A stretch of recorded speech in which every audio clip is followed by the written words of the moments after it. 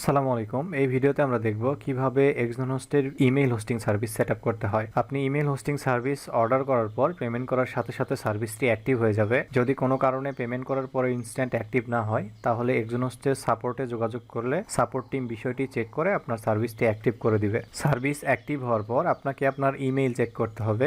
ইমেইলে email hosting set আপের একটা ইনস্ট্রাকশন মেইল পাবেন, সেই ইমেইলটা ফলো করে আপনাকে সেট আপ করে নিতে হবে। তো আমি এক্সোনোস থেকে email hosting service order complete করার পর সেটআপের এই ইনস্ট্রাকশন ইমেইলটা পেয়েছি। এখানে অ্যাডমিন প্যানেলের লগইনের ইউআরএল এবং ইউজার নেম পাসওয়ার্ড আমাকে দিয়ে দিয়েছে। তো আমি এইটা ব্যবহার করে লগইন করছি।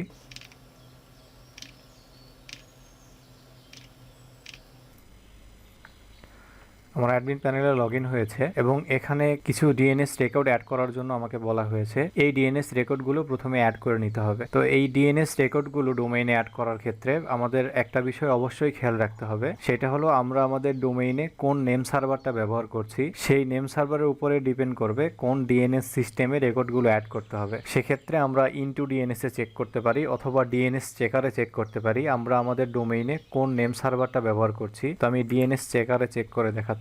dnschecker.org এই ওয়েবসাইটটা ভিজিট করতে হবে। ভিজিট করার পর এখানে ডোমেইন নেমটা টাইপ করতে হবে। তো আমার ডোমেইন নেম হচ্ছে shihabul.com। এখানে এনএস সিলেক্ট করে দিতে হবে। তারপর সার্চ বাটনে ক্লিক করলে আমরা আমাদের ডোমেইনের নেম সার্ভারটা দেখতে পারবো, ডোমেইনে কোন নেম সার্ভারটা ব্যবহার করছি। এছাড়াও আমাদের কাছে যেহেতু আমাদের ডোমেইন অ্যাক্সেস আছে আমরা আমাদের ডোমেইন অ্যাডমিন প্যানেল থেকেও এটা চেক করতে পারবো। সেক্ষেত্রে আপনার ডোমেইনটা যে প্রোভাইডারে আছে সেখানে চেক করতে পারেন। তবে ডিএনএস চেকারে চেক করাটা সহজ, যেখানেই ডোমেইনটা থাক না কেন যে নেম সার্ভারটা আছে সেটা এখানে দেখতে পারবেন। তো আমার এখানে নেম সার্ভার ব্যবহার করা আছে bdns1exonos.com bdns2.exonos.com। এই নেম সার্ভারটা হচ্ছে এক্সোনোস্টের বিডিএক্স হোস্টিং এর নেম সার্ভার। আমার এখানে দেখতে পাচ্ছেন এক্সোনোস থেকে আমার একটা বিডিএক্স হোস্টিং নেওয়া আছে এবং সেইটার সাথে আমার ডোমেইনটা কানেক্ট করা আছে এই নেম সার্ভারের মাধ্যমে। তো আপনার ডোমেইনটি যদি এক্সোনোস্টের কোনো হোস্টিং সার্ভিসের সাথে নেম সার্ভারের মাধ্যমে কানেক্ট থাকে সেক্ষেত্রে আপনাকে এই রেকর্ডগুলো সি প্যানেল থেকে অ্যাড করে নিতে হবে। আর আপনার ডোমেইনে যদি আপনি ক্লাউডফ্লেয়ার বা অন্য কোনো নেম সার্ভার ব্যবহার করে থাকেন তাহলে এই রেকর্ডগুলো সেই নেম সার্ভারের আন্ডারে যে ডিএনএস সিস্টেম আছে সেখান থেকে অ্যাড করে নিতে হবে। ধরা যাক এই ডোমেইনে যদি আমার ক্লাউডফ্লেয়ারের নেম সার্ভার থাকতো তাহলে আমাকে রেকর্ডগুলো ক্লাউডফ্লেয়ার থেকে অ্যাড করতে হতো। আর এই ডোমেইনে যদি আমি অন্য কোনো থার্ড পার্টি নেম সার্ভার ব্যবহার করতাম, ধরা যাক আমার ডোমেইনটি অন্য কোনো প্রোভাইডার থেকে রেজিস্ট্রেশন করা আছে, আমি তাদের ডিফল্ট নেম সার্ভার ব্যবহার করছি, সেক্ষেত্রে আমাকে রেকর্ডগুলো সেই প্রোভাইডারের ডিএনএস সিস্টেম থেকে অ্যাড করে নিতে হবে। তো আমার এখানে যেহেতু আমি হোস্টিং নেম সার্ভারটা ব্যবহার করছি সেক্ষেত্রে আমি সি প্যানেল থেকে কিভাবে অ্যাড করতে হয় সেটা প্রথমে দেখিয়ে দিচ্ছি। তো প্রথমে আমি আমার সি প্যানেলে লগ ইন করে নিচ্ছি। সি প্যানেলে লগ ইন করার পর এখানে জোন এডিটরে যেতে হবে। জোন এডিটরে আসার পর এখানে আমার ডোমেইন নেমটা হচ্ছে shihabul.com। এটার ম্যানেজ বাটনে ক্লিক করতে হবে। ম্যানেজ বাটনে ক্লিক করার পর আমার ডোমেইনের যে ডিএনএস রেকর্ডগুলো আছে সেগুলো এখানে দেখতে পাচ্ছি। এখন এখানে আমাকে রেকর্ডগুলো অ্যাড করে নিতে হবে। এর জন্য আমি অ্যাড রেকর্ডে ক্লিক করছি। ক্লিক করে এখানে আমাকে প্রথমেই যে রেকর্ডগুলো অ্যাড করতে বলছে সেটা হচ্ছে এমএক্স রেকর্ড। তো এখানে হোস্ট নেমের জায়গায় আমাকে অথবা ডোমেইন নেম ব্যবহার করতে বলছে। এক এক ডিএনএস সিস্টেমে এক এক রকম ভাবে ব্যবহার করতে হয়। সি প্যানেলের ক্ষেত্রে এখানে আপনি ব্যবহার করতে পারবেন না, এখানে ডোমেইন নেমটা ব্যবহার করতে হবে। তো সেক্ষেত্রে হোস্ট নেমের জায়গায় আমাকে এখানে ডোমেইন নেমটা দিতে হবে shihabul.com। তারপর এখান থেকে এমএক্স সিলেক্ট করে দিতে হবে। তারপর এখানে ব্যাক ইনফরমেশন দিতে হবে। এখানে অ্যাড্রেস বা ভ্যালু দেখাচ্ছে meghna.exonos.com। তো এটা ডেস্টিনেশনের জায়গায় দিতে হবে। প্রায়োরিটি এর ফিল্ডে এখানে 1 দিতে বলা হয়েছে, এখানে 1 দিতে হবে, দিয়ে সেভ দিতে হবে। তো এভাবে আমি একটা রেকর্ড অ্যাড করে নিলাম। এই রেকর্ডটা এখানে অ্যাড হয়ে গেছে। এখান থেকে যদি এমএক্স সিলেক্ট করে চেক করি এই meghna.exonos.com রেকর্ডটা অ্যাড হয়ে গেছে। তো এক্ষেত্রে আরেকটা বিষয় অবশ্যই খেয়াল রাখতে হবে, এখানে সি প্যানেলের ডিফল্ট একটা এমএক্স রেকর্ড আমার এখানে অ্যাড করা আছে। এইটা আমি যে হোস্টিং সার্ভিসটা নিয়েছি সেইটার যে ফ্রি বিজনেস ইমেইল সার্ভিসটা আছে সেইটার জন্য। একই ডোমেইনে একাধিক বিজনেস ইমেইল সার্ভিস আপনি ব্যবহার করতে পারবেন না। সেক্ষেত্রে পুরাতন যে রেকর্ডটা অলরেডি এখানে আছে এটা ডিলিট করে দিতে হবে। তো আমি এটা ডিলিট করে দিচ্ছি। এখন পরবর্তী রেকর্ডটা অ্যাড করতে হবে। পরবর্তী রেকর্ডটাও সেম ভাবে এখানে অ্যাড রেকর্ড বাটনে ক্লিক করতে হবে। এখানে ডোমেইন নেম দিতে হবে। এখান থেকে এমএক্স সিলেক্ট করতে হবে। এখানে প্রায়োরিটি দিতে বলা হয়েছে 5 এবং ডেস্টিনেশন দিতে বলা হয়েছে alt1.exonos.com। এটা সেভ করে দিলাম। এরপরে রেকর্ডটা সেম ভাবে অ্যাড করে নেই। তো এমএক্স রেকর্ডগুলো অ্যাড করা হয়ে গেছে। এখন আমাকে এসপিএফ রেকর্ড অ্যাড করতে হবে। এসপিএফ রেকর্ডের ক্ষেত্রে এই রেকর্ডটা আমাদের কপি করে নিতে হবে। এখানে অ্যাড রেকর্ড, এখানে সেম ভাবে ডোমেইন নেম টাইপ করতে হবে। এখান থেকে টেক্সট সিলেক্ট করে দিতে হবে। এখানে রেকর্ডটা পেস্ট করে দিতে হবে এবং সেভ করে দিতে হবে। এখন এখানে আমাদের DKIM রেকর্ডটা অ্যাড করতে বলা হয়েছে। এই রেকর্ডটা আমরা ইমেইল হোস্টিং এর অ্যাডমিন প্যানেলে পেয়ে যাব, সেখান থেকে এটা জেনারেট করে নিতে হবে। এর জন্য আমরা যে প্রথমে অ্যাডমিন প্যানেলে লগ ইন করেছিলাম এখানে আসতে হবে। এখানে আসার পর ডোমেইনস অপশনে ক্লিক করে ডোমেইনটা অ্যাড করে নিতে হবে। তো ডোমেইনস অপশনে ক্লিক করলাম, করার পর এখান থেকে নিউ ডোমেইন, আমি যে ডোমেইন নেমটা দিয়ে ইমেইল হোস্টিং সার্ভিস অর্ডার করেছি সেটা এখানে টাইপ করতে হবে।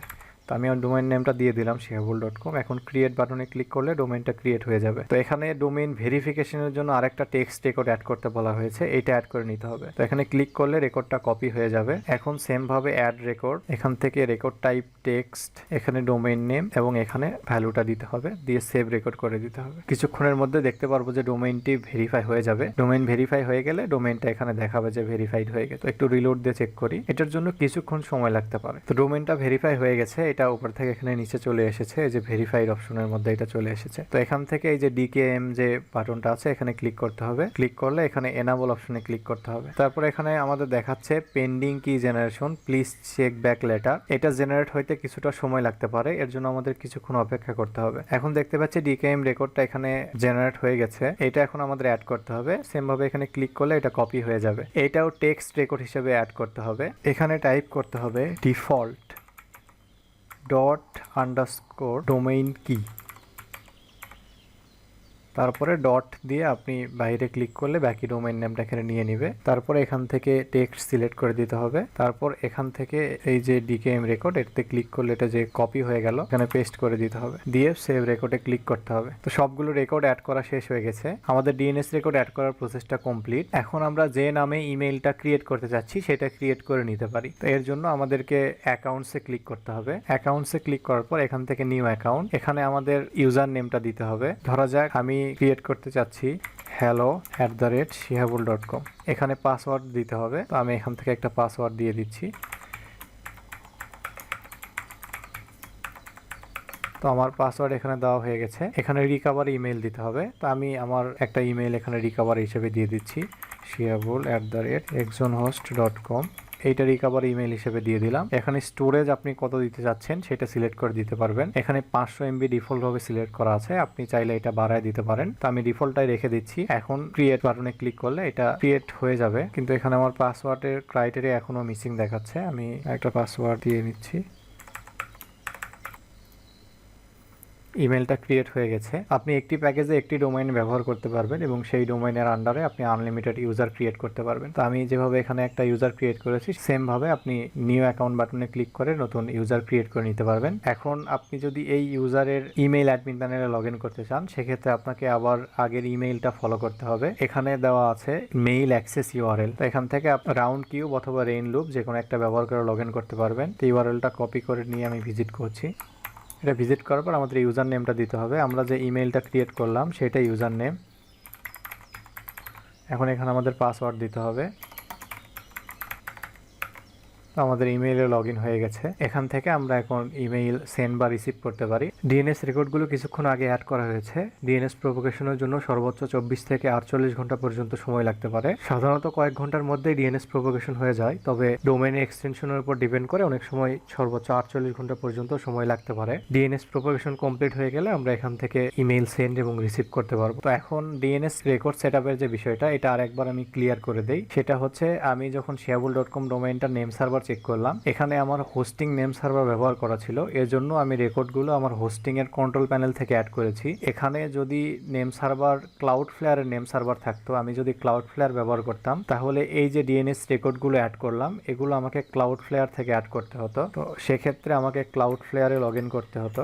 ক্লাউডফ্লেয়ারে লগ ইন করে ক্লাউডফ্লেয়ারের ডিএনএস থেকে এই রেকর্ডগুলো অ্যাড করতে হতো। ক্লাউডফ্লেয়ারে লগ ইন করার পর এখানে আমার ডোমেইন নেমটা দেখাচ্ছে, এই ডোমেইনটা আগে ক্লাউডফ্লেয়ারে অ্যাড করা ছিল। যদি এখনো ক্লাউডফ্লেয়ারে অ্যাড করা থাকতো সেক্ষেত্রে আমাকে এই ডোমেইনে ক্লিক করে এখানে যে ডিএনএস অপশনটা আছে এখান থেকে আমার রেকর্ডগুলো অ্যাড করে নিতে হতো। এখানে অ্যাড রেকর্ড বাটনে ক্লিক করে আমি সেম ভাবে MX record, text record, DKIM, SPF এই রেকর্ডগুলো আমি অ্যাড করে নিতে পারতাম। এক্ষেত্রে আমি ইমেইলে যেমনটি দেখিয়েছিলাম যে এখানে হোস্ট নেমের জায়গায় @ অথবা ডোমেইন নেম ব্যবহার করতে হবে। প্যানেলের ক্ষেত্রে আমাকে ডোমেইন নেম ব্যবহার করতে হয়েছিল, তো এখানে @ ব্যবহার করা যাবে, ইউজ @for root। তো আপনার ডোমেইনে যে ক্লাউডফ্লেয়ার নেম সার্ভার থাকে তাহলে এখান থেকে রেকর্ডগুলো অ্যাড করতে হবে। আর আপনার ডোমেইনটি যদি এক্সোনোস্টে থাকে এবং এক্সোনোস্ট এক্সোনোস্টের ডিফল্ট নেম সার্ভার ব্যবহার করা থাকে, সেক্ষেত্রে রেকর্ডগুলো আপনাকে এক্সোনোস্টের ডোমেইন ম্যানেজমেন্ট থেকে অ্যাড করতে হবে। এখানে res1.xyz এই ডোমেইনটা এক্সোনোস থেকে অর্ডার করা আছে। এই ডোমেইনে নেম সার্ভার ব্যবহার করা আছে, ডিফল্ট নেম সার্ভার। আমি যদি এখানে চেক করে দেখাই, এগুলো হচ্ছে এক্সোনোস্টের ডোমেইনের default name server. Default name server থাকলে ডিএনএস রেকর্ডগুলো